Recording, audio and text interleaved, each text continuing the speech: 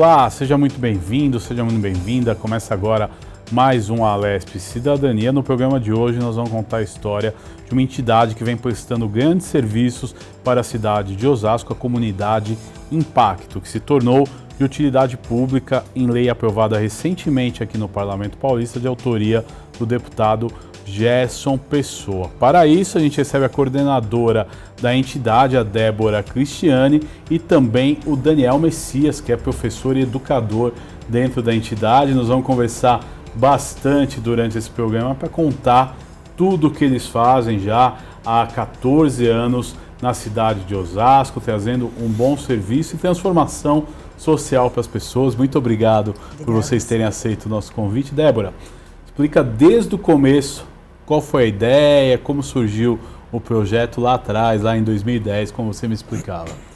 Então, nós começamos através da Igreja Batista, nós utilizamos até hoje o prédio da Igreja Batista. No começo, eu tinha acabado de sair da Fundação Casa e a gente tinha, lá na Fundação, tinha vários meninos moradores do Munhoz. E isso acabou incomodando. Daí nós conseguimos montar uma instituição, no começo era com adolescentes, né? Mas depois a gente foi vendo que os adolescentes queriam mercado de trabalho, não mais só serviço de convivência. Aí começamos com 25 crianças, só no período da tarde, daí fomos indo.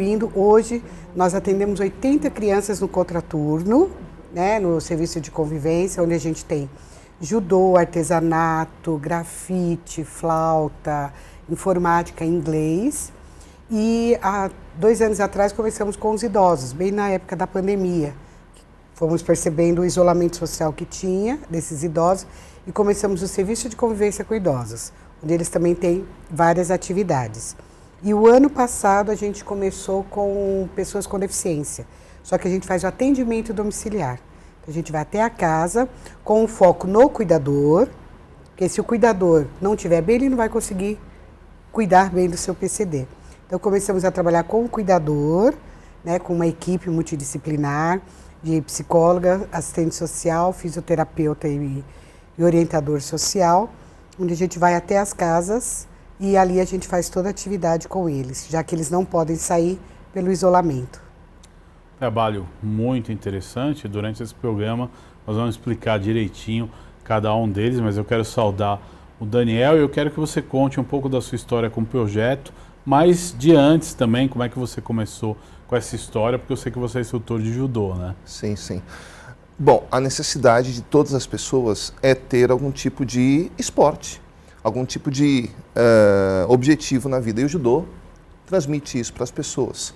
É evidente que, como nós falamos e trabalhamos uma comunidade de pessoas que muitas vezes não têm um objetivo de vida, existem regras no judô. E as regras são difíceis de ser colocadas em prática. Então, há uma dificuldade e também um desafio para isso. Exato, é importante essa primeira participação do Daniel, que vai explicar muito aí durante o programa. Agora vamos falar do trabalho das crianças e começando, como é que é feita essa triagem, né? Quem que pode participar? Como é que vocês fazem, né, a seleção desses jovens? Então, são crianças, o essencial é estar no cadastro único, né? Porque daí já mostra o grau de vulnerabilidade. Então, a grande parte é espontâneo. Então, o coleguinha que falou com o coleguinha e acabou indo, né? Então, é muito importante, porque se o menininho falou para o coleguinha, porque ele gosta, daí vão trazendo. Se ele estuda de manhã, ele participa à tarde da instituição, e se estuda à tarde, participa de manhã, né? Então, logo de manhã a gente garante o café da manhã para eles, né? Que é a questão da segurança alimentar. Então, eles tomam o café, tem um momento de reflexão e daí vai para as suas atividades. Cada dia da semana é uma atividade. Então, a criança ela pode escolher o dia que ela quer ir, porque o pacto que fazemos é, se você veio é para fazer atividade. Daí eles escolhem. Tem criança que vai todos os dias, tem criança que vai 2 vezes por semana, outros vão 3. Então, cada dia, se eu pegar terça-feira, eu tenho aula com as crianças de música. Então, eles têm flauta. Daí, na quarta, judô. Quinta, hip hop. Daí, nesses dias, intercala com informática e oficina de inglês. E sexta-feira a gente faz diferente. Uma sexta é sessão pipoca, outra sexta é direito de brincar, outra sexta é artesanato. Então, cada sexta é diferente para poder terem, né, mais atrativos. Isso com as crianças. E os idosos, eles comparecem terça e quinta. Legal. A gente vai também falar na importância aí da assistência ao idoso, mas ainda na linha das crianças, né? Quais os cursos que vocês oferecem? Você falou também de uma etapa de reflexão, né? Eu queria que você explicasse para o nosso telespectador a importância dessa atividade. Então, logo no começo é uma reflexão que a gente pega, como nós estamos dentro de uma instituição religiosa, então a gente pega algum versículo ou alguma historinha. Então vamos pegar a história de Jonas. Qual que é o gancho? A desobediência. Então, como a desobediência tem consequência, né? Desobedecer professor, desobedecer os pais, desobedecer a leis da sociedade. Então, a gente sempre pega um foco para poder discutir com eles aquele tema. Então, todo dia tem uma reflexão pequena, de 5 a 7 minutos, mas para eles irem gravando, porque o nosso intuito é colocar valores, né? Então, o amor ao próximo, a solidariedade, obediência, respeito. Então, sempre algum tema desse que a gente trabalha em cima de uma historinha, alguma coisa que traga para eles essa reflexão. Após isso, é dividido. Então, eu trabalho com crianças de 3 a 15 anos. Então, de 3 nós chamamos de pepitos, né? Então, eles vão ter atividades da faixa etária deles. E aí, o espaço voar, que é outra faixa etária. E todos os temas a gente trabalha em cima da diretriz do governo federal, né, que é o que coloca na tipificação. Então, rede socioassistencial, direitos humanos, esporte, cultura. Então, os temas são estipulados, né, pelo governo federal e a gente faz os recheios para as crianças poderem entender o que está sendo abordado. Então, cada bimestre o tema é mudado. Legal, né? Essa alternância. E assim, os profissionais que trabalham, como é que funciona? Eles são profissionais voluntários, eles já são remunerados para isso? Como é que funciona toda essa questão? E como é que é a tua equipe lá, né? Você falou que você tem uma equipe multidisciplinar, né? Importante a gente explicar isso. Então, a equipe é CLT e os oficineiros são MEI, tá? Então, todo mundo colabora, é remunerado. Também teria algum espaço para trabalho voluntário, quem quiser ajudar? Como é que funciona? É importante a gente explicar. Tem sim. O único problema nosso de conseguir acessar voluntário é que, além de estarmos numa região de difícil acesso, nós temos a questão que a gente funciona de segunda a sexta. E hoje, os voluntários, a grande parte precisa trabalhar, né? Então, se fosse de final de semana, com certeza teria maior adesão. E aí, eu lhe pergunto, né? Vocês têm atividades especiais? Como você falou, de repente, em finais de semana, mas a gente pode pensar em datas como Páscoa, Dia das Crianças. Como é que vocês desenvolvem isso? Tem, todos os temas são desenvolvidos. Então, a Páscoa, agora a gente já está fazendo a campanha, as crianças já estão ensaiando uma musiquinha de Páscoa para apresentar, porque a cada 2 meses a gente tem o encontro das famílias, né? O que é esse encontro? Todos os que são assistidos vão para a instituição, num sábado à tarde, para poder pegar todo mundo, e a gente dá acesso à informação. Então, cada encontro é um tema, pode ser de saúde mental. O primeiro encontro, que foi agora, é prestação de conta. Então, eu faço prestação de conta para a comunidade. Quanto que entrou na ONG, no que a gente gastou, o que a gente doou, para que eles possam fazer parte do que acontece na ONG.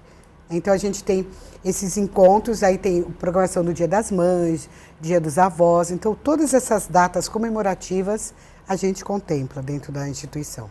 Interessante. Agora eu vou perguntar para o Daniel, né? Você falou do judô, que é importantíssimo, e realmente, né?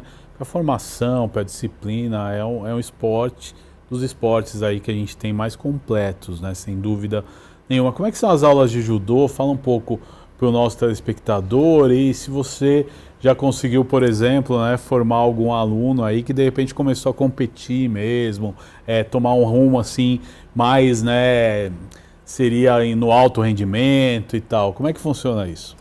Essa bênção ainda não tivemos, né, de ter uma pessoa indo para desenvolvimento como atleta de ponta. Mas nós fazemos algo bem dinâmico com as crianças que estão lá desde aquecimento, alongamento, ginástica e o judô propriamente dito.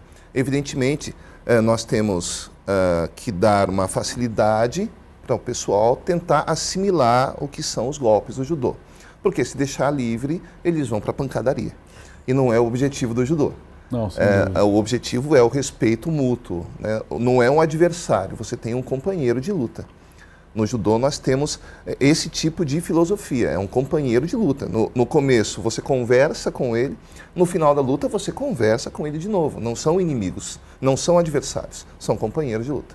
É interessante, né, esse esclarecimento, e também é uma forma, né, de você formar, e isso também vai para a Cristiane, você levando, né, o jovem para dentro da entidade, você está tirando o jovem da rua, né, você está educando, né, e levando que ele tenha uma oportunidade melhor de vida, né, de mais chances, mais oportunidades, né? Eu gostaria que você falasse sobre isso. Então, como a criança entra de 3 anos até 15, a gente começa a perceber que eles são bem diferentes. Então, vamos supor, uma criança que entra hoje com 12 anos na instituição, ela, assim, está bem atrás daquele que está desde o começo.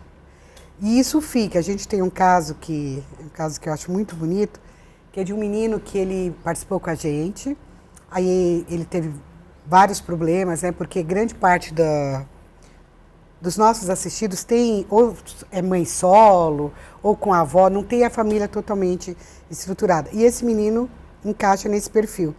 E ele participou com a gente um bom tempo, daí fez 14 anos, saiu, só que agora, com 17 anos, 18 anos, ele ligou e falou que ele estava juntando dinheiro para poder fazer uma faculdade e acabou conseguindo entrar no Mackenzie Bolsa Integral. Aí ele pegou todo o dinheiro que ele tinha guardado e doou para a ONG.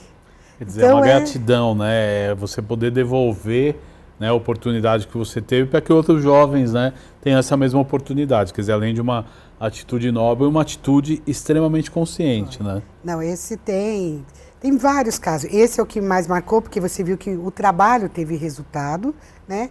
E o outro foram 2 gêmeas, que quando eu falo para você dos valores, como a reflexão é importante. A gente dava atividade, ela pegava os lápis, escondia e levava no banheiro para depois levar embora. E aí a orientadora avisou, conversei com ela, falou, olha, você não pode levar para casa, fica aqui, porque quando você voltar amanhã, ele está aqui de novo para você usar. Aquele brinquedo está aqui para você usar. Então, deixa aqui, tá bom? Para a gente poder sempre estar usando. Então, não falei que ela pegou nem nada, só expliquei isso. Quando foi uns 10, 15 dias atrás, como eles passam pelo corredor do escritório, eu estava no escritório e eu vi ela falando para o menininho, não leva para casa, porque amanhã você vai usar e eu também vou usar. Passou a consciência. Olha que interessante, né? Então, assim, ela pegou os valores e reproduziu. De uma forma sutil, você conseguiu, né, botar o valor correto, né, na atitude dela, sem, de repente, né, causar nenhum constrangimento, inclusive, né? Porque se você gera constrangimento, daí a criança não vai mais. De repente podia punir, você não vai mais assistir a aula porque você roubou a caneta. Não, né? Exato. É importante. E nós, da assistência social, nós temos um perfil diferente da educação, né? Então, igual, judô, informática, inglês, não é um curso, a gente é um facilitador. A gente é o ampliar a visão dessa criança, de que ela tem outro universo. Aí, se ela se interessa, daí vai para um curso. A gente já teve casos de correr atrás de... eu gostei de tal coisa, então colocamos o menino para o curso. Mas a assistência social é isso, é fortalecer a família, né, com uma ação protetiva, e essas crianças, elas terem oportunidade de ampliar a visão de mundo. Nós fazemos muito passeios. Então, quando o CMDCA de Osasco abre o edital, a gente sempre entra com passeios. Então, as crianças já foram para o aquário, para um parque aquático, para um... Como chama do carrinho lá? Kart. São passeios que eles jamais teriam. Mas são passeios caros, caríssimos, né? Que não são... Então, assim, eu vejo como eu estou dando uma equidade social aí. Eles estão vendo que tem outras coisas. No tema cultura, o que a gente trabalha muito? Ritmos musicais. Porque onde eles estão é só funk. E aquele funk de linguajar pejorativo. E aí eles só falam aquilo porque é o que ouvem. Então, quando você está ampliando a visão dessa criança, ampliando a visão de mundo, ela começa a ser pertencente dessa sociedade, da sociedade, e aí ela começa a repensar muitas coisas. E é isso que a gente precisa, né? Precisa de cidadãos pensantes. Agora, Cristiano, você chama atenção por um fato que eu acho extremamente importante, que é essa inserção da cultura. Como é que funcionam essas aulas de música? Vocês ensinam não só, né, a ouvir, a aprender, a apreciar, como também tocar instrumentos? Como é que funciona? A gente tem flauta e violão, Tá. né? O violão é pouco, como a gente só tem 4 violões para 80 crianças, fica meio... né? Então, a gente pega aqueles que mais se destacam. E a flauta a gente consegue, daí todos vão. Uns têm dificuldade terrível de coordenação motora, de entender. Mas assim, é o estímulo, porque cabe a nós estimular. Porque se não tiver o estímulo, não vão conhecer. Né? Então, a aula de flauta fica muito pó, que é ele também que dá aula de flauta. Ah, legal. Né? Mas tem uns que já conseguem se destacar, já começam a tocar melhor. Então, é interessante você vendo a evolução deles, e não como um curso, mas como um estímulo, que eles estão sendo estimulados, né? Porque não tem nota, porque nossa sociedade é por... né? Ah, vale nota, não vale. E eles não, eles é por estímulo mesmo. E é muito legal, porque daí o aprendizado vem espontaneamente. É interessante a gente tocar nesse assunto. Por exemplo, noções aí de música, por exemplo, música clássica, MPB, eles aprendem também? Sim, porque assim, a gente tem que mostrar para eles, que, claro, eles estão 24 horas ouvindo funk, são, né, de uma área que ouve muito isso. Mas lá eles começam a ouvir outros tipos de música, então desde música gospel, a música clássica, a música popular, todos os, até cantigas, né, que a gente fala, Sim. as antigas. Então isso é... Como é que é a aceitação deles? Porque é o que você fala, vem de uma cultura que hoje não só nas comunidades, né, em todas as classes sociais, essas músicas elas imperam, né? E como é que você inserir isso na vida de uma criança? Nossa, para eles é extremamente diferente, né? E a gente sempre faz atrelado a alguma coisa assim, amarelinha. Hoje é muito difícil ter amarelinha, né? Porque o pessoal está muito na internet e tudo mais.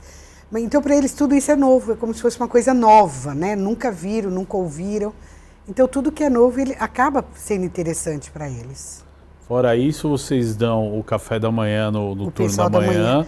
Da tarde tem um lanche, Tem o alguma lanche coisa? da tarde. Tá. Quando termina a atividade, 4h35, aí eles vão tomar um lanche. Porque a gente, assim, tem que ter essa segurança alimentar. Tanto que nós temos Isso é semanalmente... essencial, né? Porque muitas vezes a gente vê que a criança não tem o que comer em casa, né? E é um negócio que parte o coração de qualquer um e é necessário trabalhar a segurança alimentar. Né? E a segurança nossa, ela particularmente é muito boa porque a gente recebe doação da Mesa Brasil, que é o programa do SESC. Né? Então, vem coisas muito boas. E semanalmente a gente tem um kit alimento que entrega para a família, que é uma parceria que tem com a prefeitura, do Banco de Alimentos. Então, é uma sacola que vem legumes, fruta, verdura. A Mesa Brasil doa cesta básica, doa mantimentos grandes, que a gente também fornece. E toda sexta-feira eles recebem 4 litros de leite, que é do programa Viva Leite do Estado. Então, além do serviço de convivência e todos os outros serviços, a gente também foca um pouco na segurança alimentar. É um serviço que, sem dúvida nenhuma, presta, né, muita ajuda, né? E também faz com que os pais fiquem mais comprometidos, né, da criança estar lá. Essa é a lógica mesmo. Sim, né? Tanto que os nossos encontros bimestrais é condicionalidade. Então, a criança participa, a gente está ofertando serviço, mas você tem que vir, ver qual a evolução. Porque o que acontece? Nem nas escolas os pais costumam ir nas reuniões de pais. Há uma evasão muito grande de pais. E hoje ainda né? com online, o pessoal entra já pelo Zoom, Pois acabou naquele contato pessoa com pessoa, realmente mudou um pouco. E ainda o Zoom, a gente fala de escola particular. Sim, Se não, falar sim, de eu escola- digo, entendeu, que acabou essa cultura de reunião do pai falar com o Sim. professor e tal. E daí lá, então a gente faz esse exercício, porque assim, você não pode ignorar a história. Tem coisas no passado que é bom e que precisa ser preservado. Então o encontro com as famílias é uma coisa que a gente preserva e é uma condicionalidade. Se o pai não vier, então, são 6 reuniões no ano.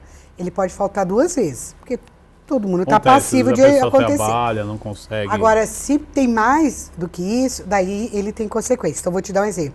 No final do ano, a gente corre atrás de cesta natalina. Qual é a família que ganha? Aquela que Compareceu, que compareceu. Foi assídua, né? Porque assim, tem que ser assim. Eu sei que cria um mal-estar para alguns. Isso é chantagem. Infelizmente, não é assim. A sociedade, você tem que ter essa troca. Então, eles têm que valorizar o trabalho que é ofertado para os filhos. Na reunião dos pais, a gente faz, no encontro das famílias, a cada 2 meses, à tarde, a gente faz sorteio, dá lanche. Então, traz um tema interessante. Então, a gente faz de tudo para ser dinâmico. Então, eles têm que começar a entender, porque você só vai conseguir dar para aquela pessoa o acesso à informação para que ela possa quebrar esse ciclo, né, de ignorância. E aí você tem que fazer umas condicionalidades, porque ninguém quer aprender nada, né? Exato. E dos 80 jovens que vocês atendem hoje, qual que é a média da faixa etária? Você falou de 3 a 15 anos, mas eu acredito que deve ter um grupo maior que tem uma procura, né? Sim, o grupo maior que nós temos hoje é de 10 a 11 anos. 10 a 11 né? anos. Porque o que acontece? Quando você pega os pequenininhos, então eles têm a creche, daí depois ainda tem a outra atividade que alguém cuida. Quando você vai sai da EMEI, que você vai para o Fundi 1, é só meio período. E o outro período? Fica na rua.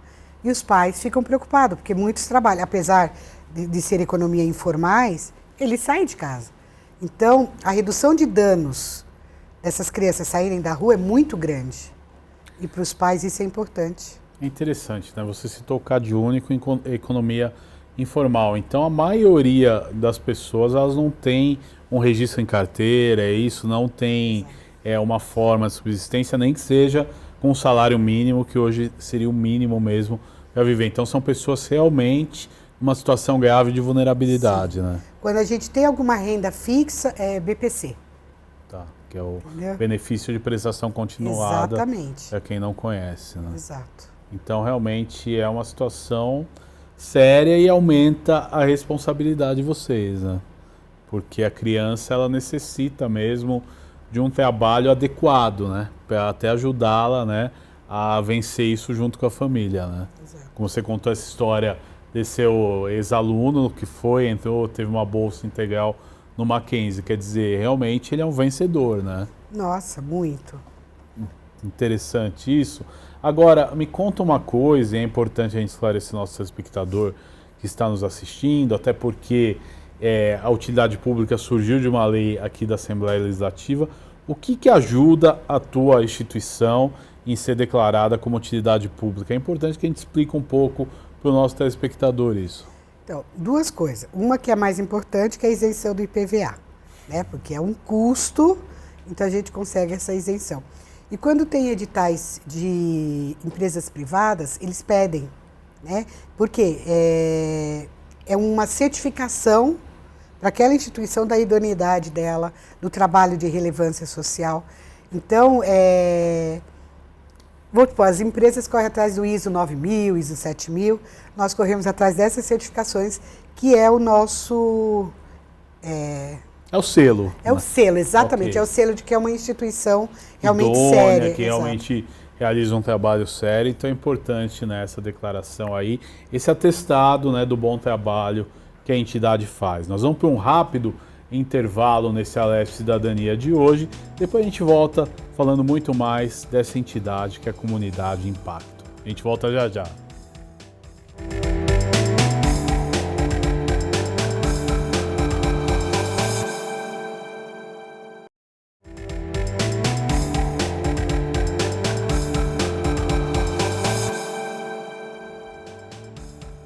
Seja bem-vindo, começa agora o segundo bloco desse programa, a Alesp Cidadania, que conta a história de uma entidade que faz um trabalho exemplar na cidade de Osasco e foi aqui aprovado aqui no Parlamento Paulista recentemente como entidade de utilidade pública. A gente fala da Comunidade Impacto da cidade de Osasco e esse projeto de lei aprovado aqui no plenário foi iniciativa do deputado Gerson Pessoa, do Podemos. Vamos aqui continuar conversando com os representantes, a Débora Cristiane e também o Daniel Messias. Muito obrigado de novo aqui por estar conosco e contando esse lindo trabalho que vocês desenvolvem na cidade de Osasco. Débora, conta um pouquinho da história com os idosos, como é que começou, quais a faixa etária inicial, também são beneficiários lá do Cade Único? Como é que funciona tudo isso e conta esse trabalho com os idosos, que os idosos hoje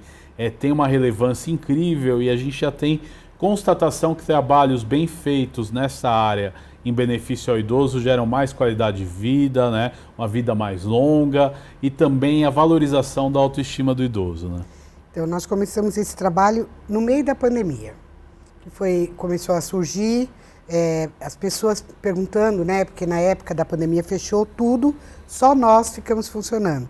A gente fez uma parceria com a Mesa Brasil e a Prefeitura de Osasco e nós atendemos todo o bairro e todos os imigrantes, né? Então fizemos todo esse atendimento de entrega de alimentação. E aí começou a ser colocado os idosos com depressão, isolamento. Isso começou a ser gritante. Aí começamos a fazer o serviço de convivência, fortalecimento de vínculos com idosos, que era 2 vezes por semana, terça e quinta-feira. Depois de 1 ano que a gente estava fazendo atividade, a gente conseguiu a parceria. E aí hoje a gente tem o resultado de 73% dos idosos que hoje participam do serviço de convivência reduziu medicamentos para dormir, para depressão, assim, bruscamente. Isso assim, é um resultado que para a gente é muito bom. E eles vão e se divertem, a gente também faz passeio para eles. Eles têm aula de informática, inglês, então é muito engraçado. Mas eu vou aprender, aprende. Daí eles ficam saindo falando good morning, good morning. Então assim, tudo isso são novos saberes, né? Além de que eles estão ali num convívio que isso faz bem para eles. Então eles têm com o que falar, o que fazer, fazem artesanato e isso tem dado qualidade de vida para eles e a gente tem isso nas pesquisas de satisfação, que todo final do ano a gente faz. E eles colocam, diminui o medicamento, parei de tomar isso. E como é gostoso ouvir isso, que o trabalho está dando resultado de qualidade de vida para eles. Olha que interessante, né? Já é mais comprovado que investimento na qualidade de vida do idoso gera economia na saúde. Você está dando um exemplo disso, que realmente, né, mexe com a autoestima, ele se sente valorizado, que até remédios, às vezes, que ele precisava tomar, gera uma economia para ele, né, que de repente precisava ou desembolsar uma quantia, ou mesmo quando eu retirava no posto era um custo para o governo, né, e reverte o quê? Em qualidade de vida, em felicidade para o idoso, né? Olha a importância de um trabalho como esse, né? E aí eu quero saber também a rotina do idoso. Ele chega, ele toma um lanche, você falou dos passeios, conta um pouquinho para a gente dessa história. Então, eles têm o café da manhã, que vai de manhã, e à tarde o lanche, então isso a gente é garantido. E a gente faz vários passeios, eles participam do Miss e Mister, né? Então Fejate, já foram para o shopping, foram para o cinema, então são lugares que a família não tem tempo de levar, eles também não. Grande parte, por incrível que pareça, dos nossos idosos são cuidadores dos seus netos. Então, eles vão à tarde, mas de manhã já porque levou o neto na escola, então eles correm para cuidar deles. E a grande procura, por incrível que pareça, tem primeiro pela questão da atividade física, que o professor de judô, para os idosos, ele dá atividade física, e a fisioterapeuta também. Então, muitos assim, o médico fala, você tem que fazer atividade física. Com que dinheiro? Como? Né? Fisioterapia, piorou. Aí é que nem consegue na rede pública e nem na privada, porque é caríssimo. E a gente oferta esse serviço. Então, esse tem sido o chamariz mesmo, né? Então, eles vêm pela atividade física, por pedido médico, né? E acabam fazendo todas as outras atividades que têm dado saúde mental para eles. E hoje cerca de quantos idosos vocês ajudam? 52. 52 idosos, também da mesma comunidade, a mesma região, né? Unhal Júnior. E aí vocês dão esse suporte também de festas, né? Alimentos quando necessário, quando possível também. A gente sabe que não é fácil, né? É um cobertor que é curto, né? A gente sabe que o trabalho tem que ser desenvolvido e às vezes os recursos não permitem, né, que a gente consiga fazer tudo, né, que é necessário e também que vocês querem, né? Mas como é que é essa situação? Eles têm também algum, né, benefício a mais que eles consigam levar para casa? Como é que funciona isso? Então, como os idosos são a partir de 60 anos, então todos eles têm o programa Viva Leite, porque eles pegam pela parte dos idosos. Aí também tem o kit legumes, que é a sacolinha do banco de alimentos. Então, os mesmos benefícios que as crianças recebem, eles também recebem, né, na questão de segurança alimentar. E a diferença é que quando o idoso ele está muito mais susceptível à gripe, a alguns quadros, né, de saúde. Aí quando ele não pode ir, a orientadora social vai até a casa dele, conversa, aplica atividade com ele de artesanato, de música, para que ele não se sinta isolado, né? Porque o nosso quebrar o isolamento social deles. Então, o serviço de convivência, a gente oferta esse serviço a mais. Quando ele não consegue ir, a gente vai até a casa dele. Interessante também, né, essa integração e essa possibilidade de ir até a casa do idoso e também é uma questão importante, né, porque vocês estão vendo o idoso todo dia, de repente ele pode ir nos 2 turnos também, como é que funciona isso? Mas assim, a grande maioria não vai, porque como eu te disse... Tem outras atividades e na verdade, por um lado também, eu acho que é muito importante, né, essa integração do avô com o neto também tem, né, uma importância também, até social nesse contexto, troca de experiências, então é muito interessante. Agora, outro trabalho de vocês que chama muita atenção, e eu acho que é legal a gente ter, né, um olho especial para explicar para o nosso telespectador, é o trabalho com os deficientes físicos, né? Como é que funciona esse trabalho? E aí eu quero que você conte para o nosso telespectador em detalhes, porque é um assunto aí que com certeza os holofotes da sociedade sempre têm que estar ligados para a questão do deficiente físico e da dificuldade, né, que as pessoas têm. Quem tem, né, um deficiente físico sabe, né, a dificuldade, sente na pele, então é importante a gente saber e apoiar sempre o trabalho de vocês. Então, a gente fez esse projeto pelo um termo de fomento, pela Secretaria da Pessoa com Deficiência, num outro recorte, porque pela área da assistência social, da tipificação, só é assistente social e psicólogo. Se você vai para a área da saúde, é mais a questão clínica. E a gente foi percebendo que tinha uma vacância aí.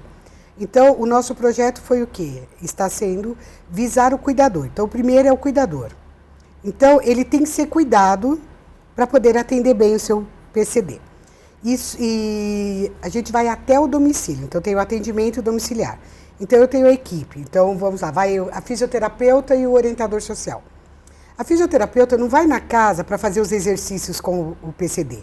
Porque se ela fizesse o exercício com o PCD, seria saúde, certo? A assistência social ainda não tem clareza disso. Então, o que a minha fisioterapeuta faz? Ela vai ensinar os exercícios para o cuidador, para ele aplicar para o seu PCD. Aí, quando você faz isso, você está fazendo o quê? Fortalecimento de vínculos. Aquele cuidador, ele não vai só dar banho, comida e deixa o PCD ali, ou em frente a uma televisão, ou deitado, tá? A mãe vai fortalecer porque ela vai dar atividade. Porque dentro dessa mãe, ou esse cuidador, tem sempre a esperança de que o PCD vai melhorar. E aí, quando ela começa a dar a atividade que ela aprendeu, o PCD está recebendo estímulo, essa mãe está se sentindo útil e o fortalecimento de vínculo entre os dois começa a florar muito mais forte. Então, o nosso trabalho foi essa a intenção. Então, a gente entendeu a área da saúde, entendeu a área da assistência social, mas fez um outro desenho.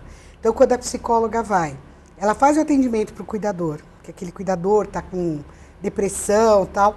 Então, ela começa a trabalhar esse cuidador e o orientador social, naquele momento, está dando alguma atividade estimulativa para o PCD. Ou é um jogo, ou é um desenho, alguma coisa que estimula, já que ele não faz absolutamente nada. E essa mãe consegue, naquele momento, ser cuidada, ela não precisa ficar pensando, aí, quem vai cuidar do meu menino? Naquele momento, o orientador está dando atividade estimulativa. E conforme o grau, né, da deficiência, a gente deixa um kitzinho para eles pintarem, né, se é joguinho, a gente deixa o jogo, para ele jogar junto com o cuidador, sempre visando o fortalecimento de vínculos deles. E tem tido assim, muito resultado. Vou te dar um exemplo. Fomos fazer uma visita e a casa toda escura. Mais ou menos 6 meses que a mulher não tinha luz na sala, a cortina fechada. Atendeu a gente assim bem... Tudo bem, entramos, conversamos, aí marcamos, ó, de 15 em 15 a gente vai vir aqui. Depois de 15 dias voltamos. Ela colocou luz na sala, abriu a cortina, jogou fora a cortina, entrou luz porque ela falou, alguém me viu. Eu fui vista, olha, eu estou aqui. E isso, assim, tem se repetido em várias outras casas, porque é um público que está invisível.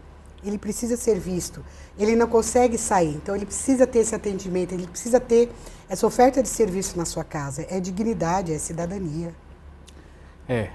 Com certeza é uma questão importante, que as nossas autoridades também estão de olho, mas aí eu quero você contar essa experiência dessa senhora, né, que você já mudou, né, a energia da casa, assim, em 15 dias. Mas vocês encontram também casos aí de situações precárias, que você fala, olha, putz, a pessoa não tem condição de viver aqui, né, e isso deve gerar um conflito, né, uma dificuldade até, né? Eu tenho um caso de uma cuidadora que é tetraplégica, e o seu PCD tem deficiência mental.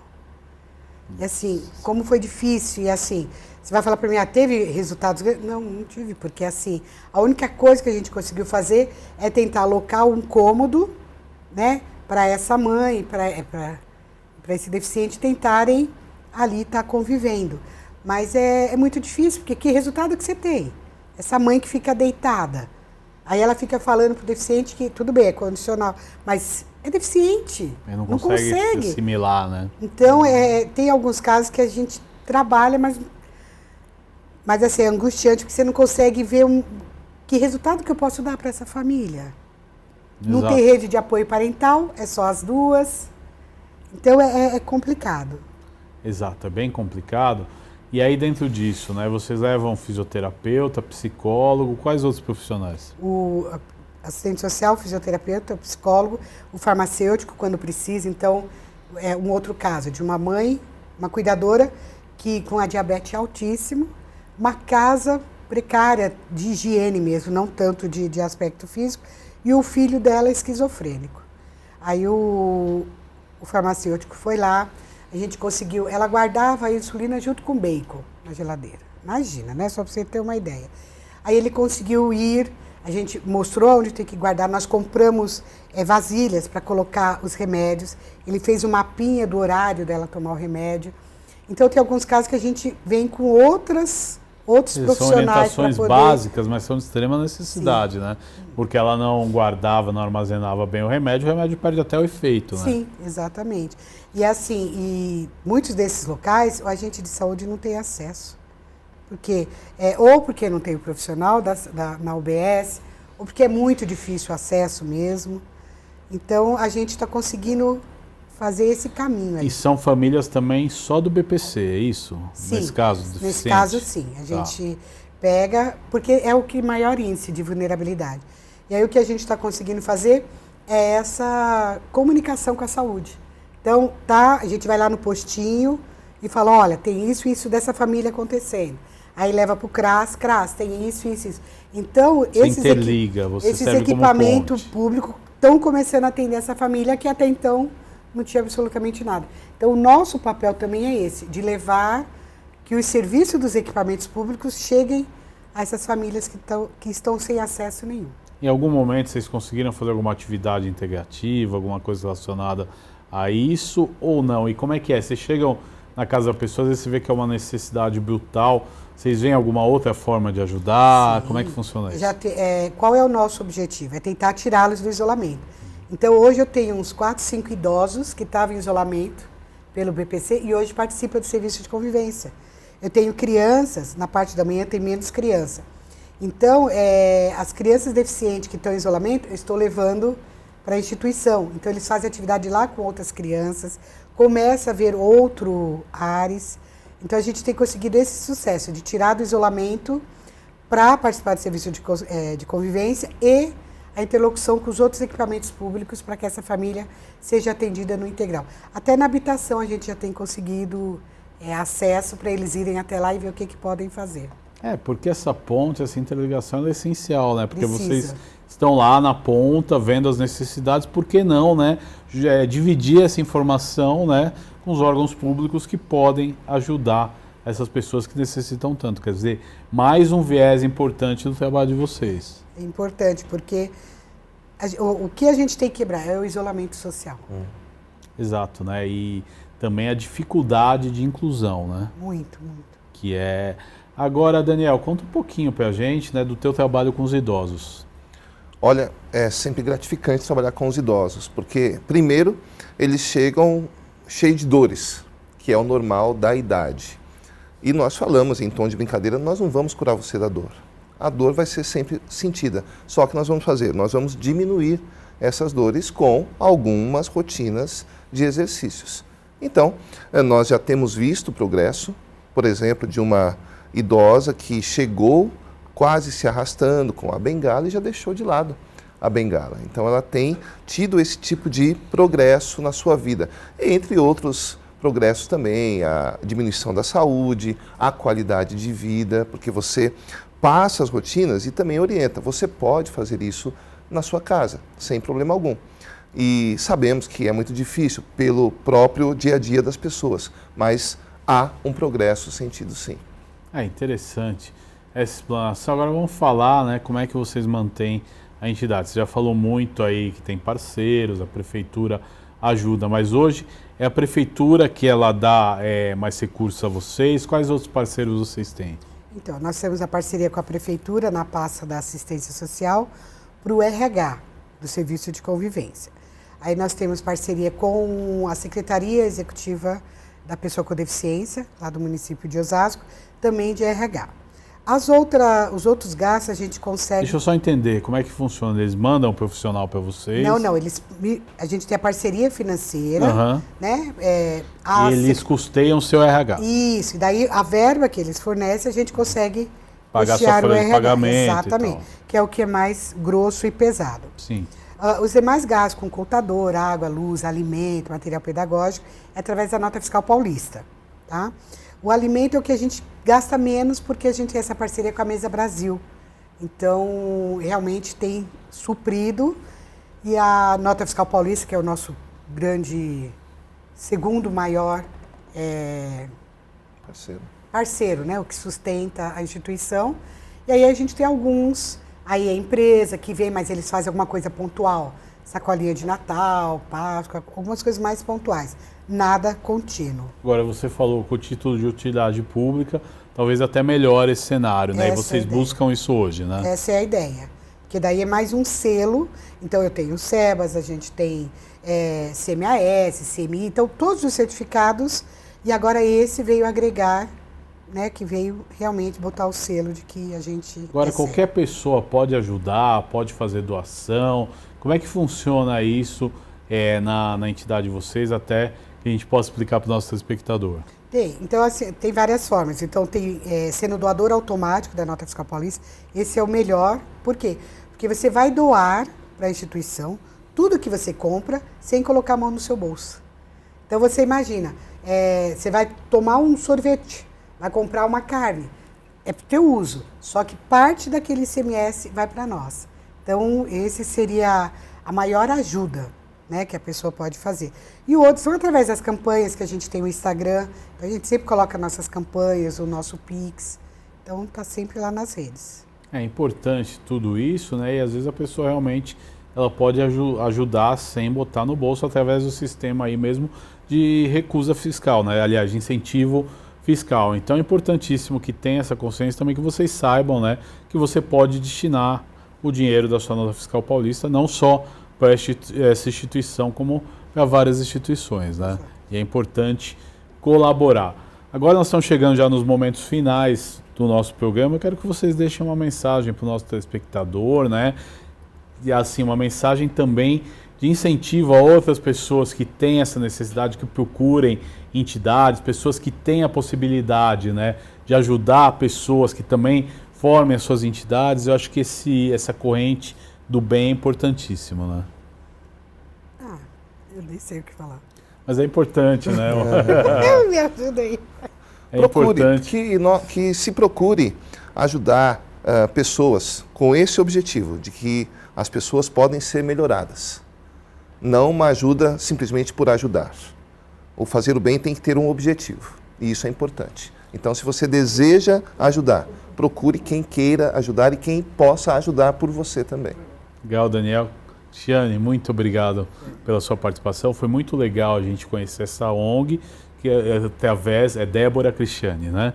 Através aí de projetos sociais, e foi declarada utilidade pública aqui pela Assembleia Legislativa, através de projeto de lei e lei aprovada, o deputado Gerson Pessoa. Quero agradecer muito a participação de vocês e você que nos assiste. Até o próximo encontro em mais um Alesp Cidadania, sempre contando aí histórias positivas que fazem bem e agregam aí tanto para o estado de São Paulo quanto para o Brasil. Até mais, tchau, tchau.